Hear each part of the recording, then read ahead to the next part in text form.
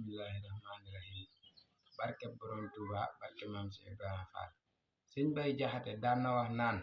ko am yàlla am loo xam ak loo xamul, ko am lëf ludul yàlla am na mbugal, ku réeroon ku deewoon ku taalam fayoon, kamaj rekk laa won sëriñ bee mawal, ba maa ngi bërëx nag di wal gaaya fay, na may sant gi may xarit yow waxal, ma wax yàlla tey ji akub yonnenam, ñu santal ma saa sanga mi bi may bégal, dama bon te soofoon te xol xas ba dee, te moo tax ma baaxit te saf sàppatal,